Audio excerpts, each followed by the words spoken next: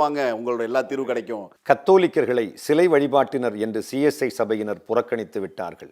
CSI சபையின் ஞானஸ்தானம் சரியில்லை என்று பாப்டிஸ்டுகள் சொல்கிறார்கள். பாப்டிஸ்ட் சபையை அனல் இல்லாத பாரம்பரிய சபை என்று ஏஜி சபையினர் சொல்லிவிட்டார்கள். ஏஜி சபையின் பாஸ்டர் மீசை வைத்திருப்பதாலும் அவர் திருமணம் செய்திருப்பதாலும் அதை ஒரு ஆவிக்குரிய சபையாகவே டிபிஎம் மக்கள் கணக்கில் எடுக்க மாட்டார்கள். டிபிஎம் சபை மக்கள் வேறு யாரிடமும் சிரிக்க கூட மாட்டார்கள். அதுதான் பரிசுத்தம் என்று ஏகமனதாக முடிவெடுத்து விட்டார்கள். இவர்கள் ஒருவரையும் யெகோவாவின் சாட்சிகள் கிறிஸ்தவர்கள் என்றே ஏற்றுக்கொள்ள மாட்டார்கள்.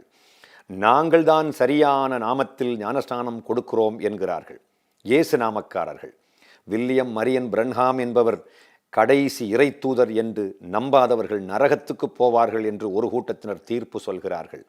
இவர்கள் அனைவரையும் பார்த்து நாங்கள் தான் சரியான நாளில் கடவுளை ஆராதிக்கிறோம் என்று 7ஆம் நாள்காரர்கள் சொல்கிறார்கள்.